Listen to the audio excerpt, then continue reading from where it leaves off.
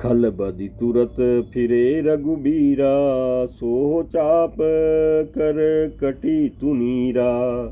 आरत गिरा सुनी जब सीता, कह लक्ष्मण शरण परम सभीता। जाहु वेगी संकट अति भ्राता, लक्ष्मण बियसि कहा सुनु माता। भ्रिकुटि विशाल सृष्टि लय होहि, सपने संकट परई कि सोई। मरम बचन जब सीता बोली, हरि प्रेरित लक्ष्मण मन डोला। बन दिसि देव सौंपि सब काहू, चले जहाँ रावण शशि राहु। सुनु बीच दस कंदर देखा, आवा निकट जति के बेसा। जाके डर सुर असुर डराही, निसिन नींद दीन अन्न न खाही। सो दस शीशु स्वान की नाई, तूत चितई चला भड़ी हाई। इमि कुमन पंथ पग देत खगेसा, रहन तेज तन बुद्धि बल लेसा। नाना विधि करी कथा सुहाई, राजनीति भय प्रीति दिखाई। कह सीता सुनु जति गोसाई, बोले बचन दुष्ट की नाई। तब रावण निज रूप दिखावा, भाई सबय जब नाम सुनावा। कह सीता धरि धीर जुगाड़ा, आई गयऊँ प्रभु रहु खल ठाड़ा। जिमि हरि बधुहि क्षुद्र सम चाहा, भय काल वस निश्चर नाहा। सुनत बचन दस शीस रिसाना, मन महु चरण बंदि सुख माना। क्रोधवंत तब रावण लीन शिवै रथ बैठाई। चला गगन पथ आतुर, भय रथ हाँकि न जाई। प्रमात सियावर रामचंद्र शंकर जी भजो। अरण्यकांड दोहा 28। इस चौपाई के प्रसंग में तुलसीदास जी कहते हैं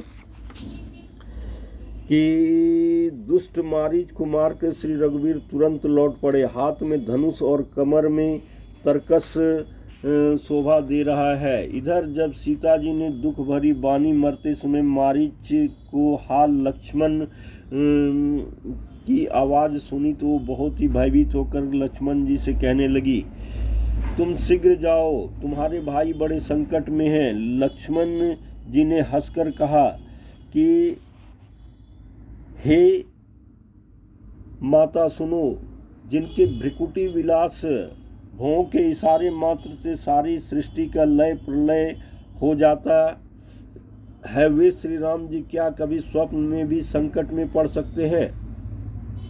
इस पर जब सीता जी कुछ मर्म वचन हृदय में चुभने वाली वचन कहने लगी, तब भगवान की प्रेरणा से लक्ष्मण जी का मन भी चंचल हो उठा। वे श्री सीता जी को वन और दिशाओं के देवताओं को सौंपकर वहां चले जहां रावण रूपी चंद्रमा के लिए राहु रूप श्री रामचंद्र जी थे। रावण सूना मौका देख करके यति सन्यासी के वेश में श्री सीता जी के समीप आया, जिसके डर से देवता और दैत्य तक इतना डरते हैं कि रात को नींद नहीं आती है, दिन में भरपेट अन्न नहीं खाते। वही 10 सिर वाला रावण कुत्ते की तरह इधर भड़ियाई चोरी के लिए चला। काकभुसुंडी जी कहते हैं कि हे गरुड़ जी, इस प्रकार कुमार्ग पर पैर रखते ही शरीर में तेज तथा बुद्धि एवं बल का लेश भी नहीं रह जाता। सूना पाकर कुत्ता चुपके से बर्तन भाड़े में मुंह डाल करके कुछ चुरा ले जाता है, उसे भड़ियाई कहते हैं।